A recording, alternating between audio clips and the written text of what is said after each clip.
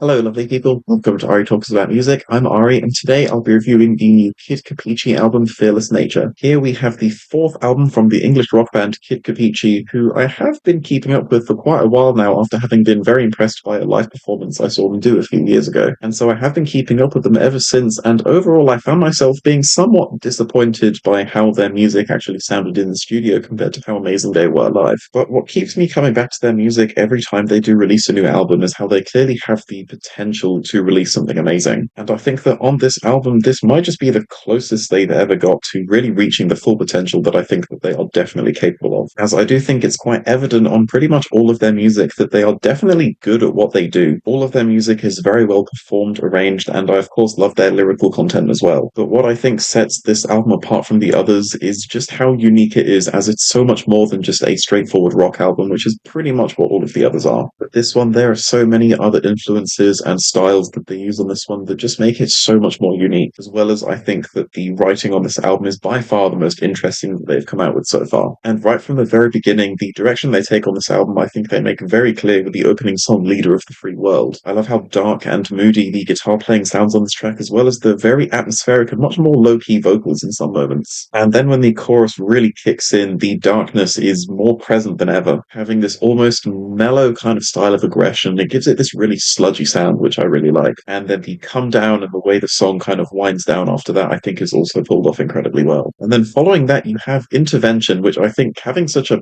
punchy start to the song really does get you pumped up. And that energy is absolutely continued throughout the duration of the entire track. And as simple as a lot of the arrangements are on this song, I love how it's still able to keep you captivated, and it does build quite a lot of layers despite its simplicity. And I think that the more overtly aggressive vocals on this are really good as well. It really helps to get the point across. And then especially towards the end of the song where everything is just really going for it all at the same time. Shoe Size, I think, has quite a unique and a really funky kind of style to it. I really like a lot of the much more unconventional sounds that this song has to offer, as well as the very deadpan vocals that do give this song quite a quirky vibe to it again, but still manage to sound very serious at the same time, and I think that they still really do get the lyrical messaging across with that as well. I really like how groovy the bass sounds on Stainless Steel, bringing an almost dance punk kind of sound to the table. And still, despite that, the song again does manage to pull off a very serious tone throughout the whole thing, but isn't afraid to still have a fun kind of vibe when it wants to as well. I think that the atmosphere on this song is amazing, and I do love the way it starts to build towards the end, which is kind of why I find the outro on the song to be maybe just a bit underwhelming, as it kind of builds towards something bigger, but then the actual outro itself is not really that dissimilar from everything else that the song has already offered. Worst Kept Secret, again, does have an absolutely beautiful and very dark atmosphere. Everything from the string arrangements to the very few and far between distant sounding guitar sounds also really help that. I think overall making this definitely one of the most immersive songs that the album has to offer. Vocally, I find this song to be maybe just a little bit repetitive. I think that's one of the weakest elements about it, especially as I find the singing on this song to just kind of lack the rawness and the passion that a lot of the others do have.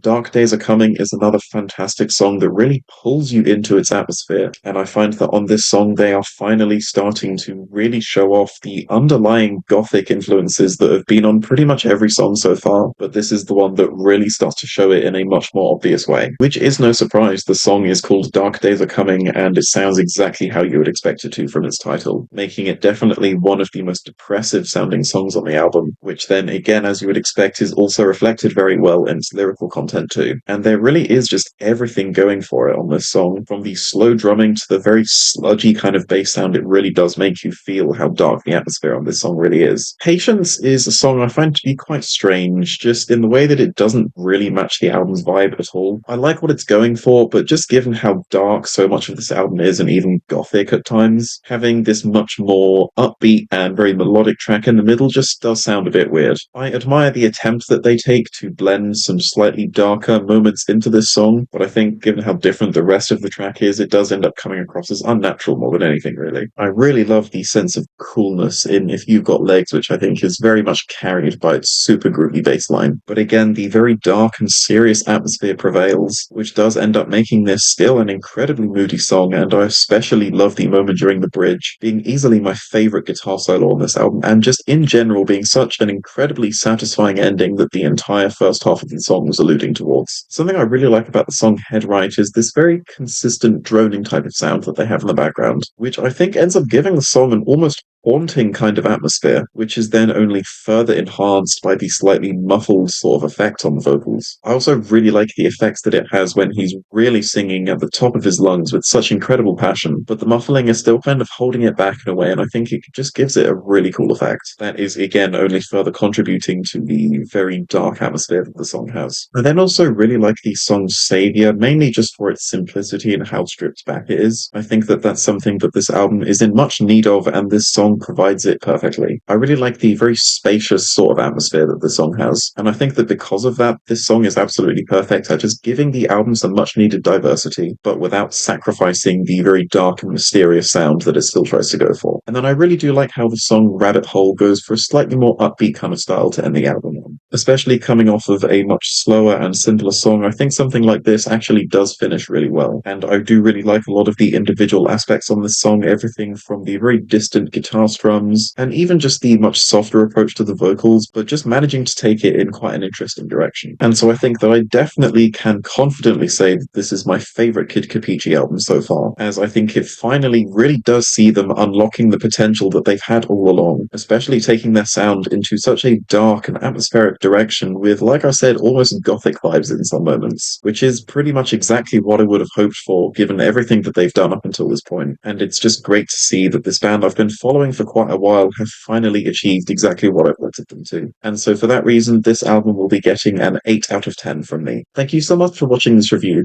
Please be sure to listen to this album yourself and tell me your thoughts below. Please leave a like if you liked the video, and please leave a dislike if you didn't like the video, and remember to stay hydrated.